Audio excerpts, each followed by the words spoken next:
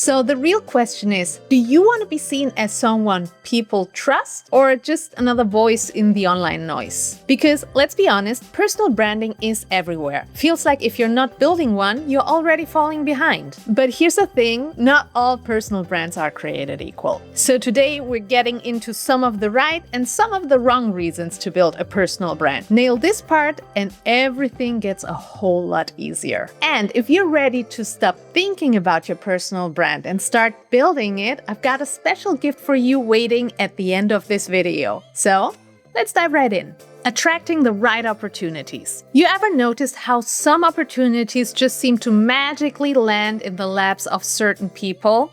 That's not luck, that's visibility. So here's the thing. Opportunities don't just happen. They happen to people who position themselves for them. According to Forbes, 80% of jobs and business deals come from networking referrals. And guess what? Your brand is like your networking tool on autopilot. It's working for you while you're not in the room. When you're crystal clear about who you are, what you do, and why it matters, you don't chase opportunities. You start attracting them. The right clients, dream collaborations, and career moves that actually fit you. But if you're building a brand just to rack up likes and followers, that's when you're doing it wrong. Because let's be real, likes and followers, they might feel good, but they don't pay our bills. Another Forbes study found that micro-influencers, those with smaller but highly engaged followings, see up to a 60% higher engagement rate compared to larger influencers. This engagement translates directly to better conversion rates and stronger business results. Because at the end of the day, connection will always beat empty metrics. You don't need a million followers. You just need the right ones. Hey, and if you find this video helpful, then make sure to hit the like button. It will help the algorithm show it to more people like you.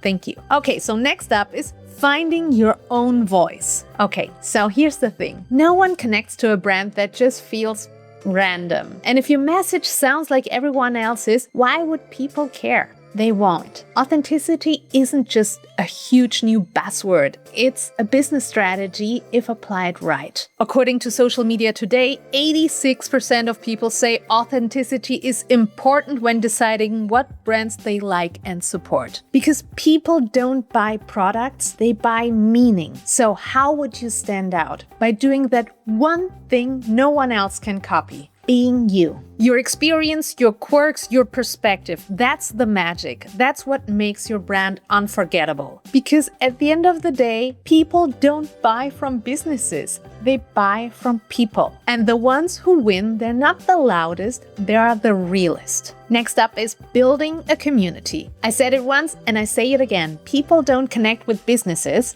They connect with people. That's the reason corporate robot Mark Zuckerberg turned into Zuck, the MMA-loving, meme-embracing, barbecue-smoking human being. Like him or not, Meta figured out that brand loyalty is stronger when people see the person behind the company brand. And that's the game. Your audience doesn't just want content, they want connection. That's how you build community. But here's where most people go wrong. They expect deep connections to happen overnight. And that's the trap. There's no overnight success. Branding is a long game. And if you're expecting to blow up in a few months, you'll probably quit before the real magic happens. So start building for the long run. And the next one is one of my favorites, creating impact. A personal brand isn't only about being seen. It's about starting a conversation. Think about Simon Sinek or Brené Brown. They didn't build their brand to rack up followers. They shift perspectives and change the game. And that's the key. When people see that you stand for something bigger than yourself, they lean in, they listen, and they'll start to care. Influence goes up, engagement goes up,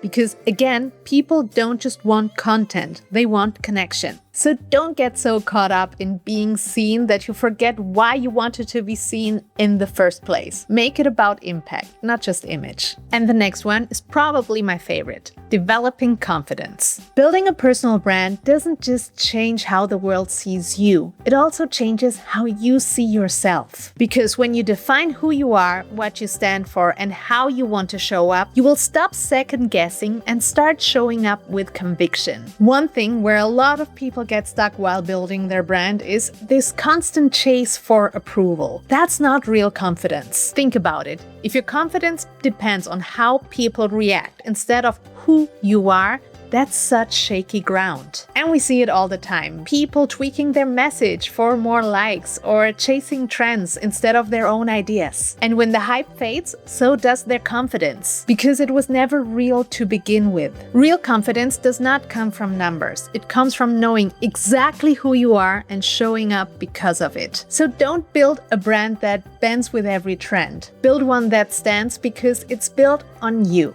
And next up is share your passion. You know what's the easiest way to build a personal brand? Talk about what you love so much that people can't help but notice. That's exactly what Marcus Brownlee did. He didn't start a YouTube channel to go viral. He was just a kid that loved tech. As a teenager, he was reviewing gadgets in his bedroom. Not for clout, not for sponsorship, just because he couldn't not talk about it. And that passion did all the heavy lifting. Fast forward, and now he's running a media empire, interviewing tech's biggest CEOs, influencing major product launches, setting the gold standard for tech reviews. And he didn't get there by forcing it. He got there by showing up again and again and let his passion do the work. So if you're thinking, what should my personal brand be about? Start here. What's the one thing you love so much you never shut up about? Because that's the thing that will make people listen, and that's the thing that will make you stand out. And the next one is leave a legacy. At the end of the day, your personal brand isn't just about what you do. It's about what you leave behind. If you look at Tim Ferriss, he started by hacking productivity with the 4-hour work week. But that was just the beginning. Over time, he became more than just the life optimization guy. He built a brand around deep, thoughtful content, the kind that reshapes how an entire generation thinks about work, freedom, and success. His legacy is not about being the loudest in the room. It's about making people think differently about their time, their choices, and what's actually possible. And I guess that's the real flex. Not just being known, but being remembered. And now I'd love to hear from you. What's your number one reason to build a personal brand? Let me know in the comments below. And as promised, if you're ready to stop thinking about your personal brand and start building it, I've got something for you. The Personal Branding Checklist, where I teach you about the 7 elements of highly impactful personal brands so you can apply them right away. And as always, if you found this video helpful, make sure to subscribe to this channel. Take care, and I'll catch you guys next time.